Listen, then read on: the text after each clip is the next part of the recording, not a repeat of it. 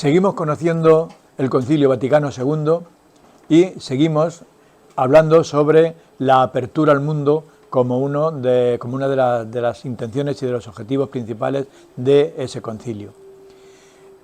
Enlazando con lo que vimos en el último programa, que hablaba sobre la afirmación de la libertad individual y de la actuación, por supuesto, libre de las personas en su sociedad, pues hoy hablamos sobre unas ideas importantes que, independientemente de quién las lea y de quién las critique y de su forma de pensar y de sus creencias, es difícil que no poder estar de acuerdo con ellas. Son ideas que están de plena actualidad, pero que ya fueron avanzadas por el Concilio Vaticano II.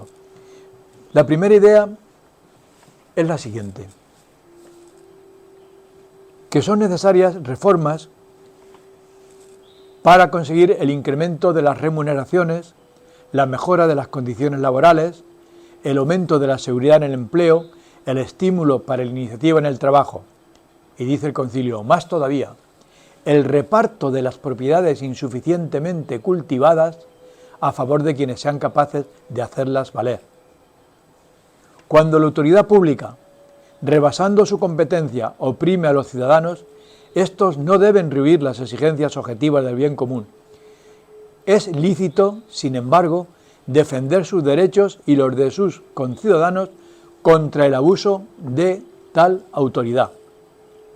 De todos modos, es inhumano que la autoridad política caiga en formas totalitarias o en formas dictatoriales que lesionen los derechos de la persona o de los grupos sociales. Esta es una idea del Concilio Vaticano II, pero es una idea que está admitida por todos los credos políticos y por todos los partidos y por todas las doctrinas.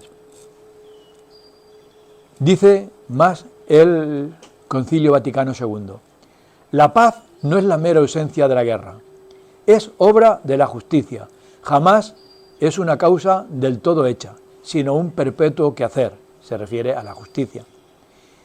Y añade, la carrera de armamentos es la plaga más grave de la humanidad y perjudica a los pobres de manera intolerable, como por desgracia estamos teniendo ejemplos de muchísima actualidad. Para edificar la paz deben desaparecer principalmente las injusticias. Y acaba diciendo el concilio, nuestro espíritu, es decir, el espíritu del Concilio Vaticano II, abraza al mismo tiempo a los hermanos que todavía no viven unidos a nosotros en la plenitud de comunión y abraza también a sus comunidades. Ni tampoco excluye a aquellos que se oponen a la Iglesia y la persiguen de varias maneras. Veis que puede ser la declaración más radical de lo que significa la apertura al mundo y el ecumenismo. También el concilio concluye diciendo que la Iglesia, en este caso, claro, la Iglesia católica, quiere venir al encuentro de las necesidades actuales, mostrando la validez de su doctrina más bien que renovando condenas, más que obligar a creer, pues de lo que se trata es de explicar la doctrina cristiana, lo que tiene de virtudes, tratando de convencer de que la doctrina cristiana puede ser hoy día, también hoy día, pero vamos, desde el Concilio Vaticano II, un instrumento importante para el bienestar, para el progreso, para la paz, para la justicia. Lo que viene a continuación entra dentro del apartado que llamamos pensar. Y aunque hoy vamos a hacer un pequeño anuncio de lo que va a ser, luego os diremos cómo lo vamos a hacer, que no va a ser exactamente así en una conversación mía con vosotros. Pensar, sobre todo, ¿qué queda del Concilio Vaticano II? ¿Queda algo? ¿Alguna vez hubo algo? ¿Alguien se acuerda de lo que fue y de lo que dijo el Concilio Vaticano II? Nos surgen un montón de interrogantes al respecto que vamos a intentar resolver, pero ya os digo, no hoy y no de esta manera. En principio, por ejemplo, muchos interrogantes sobre el papel de los laicos en la Iglesia, sobre el papel actual de los laicos en la Iglesia. Por ejemplo, ¿se permiten hoy las iniciativas propias de los laicos, tal como decía el concilio? Y no solamente se permiten, aun permitiéndose, ¿existen? ¿Conocemos alguna? ¿Existe la igualdad de hombre y mujer en la Iglesia actualmente? ¿Por dónde van los temas del sacerdocio y del celibato? Sobre la liturgia, que debía de ser participativa, asequible a las personas, a los fieles que participan en ella. ¿Cómo está el asunto de la participación y de la asistencia en la actualidad? ¿Y la comprensión de los ritos? ¿Los comprendemos?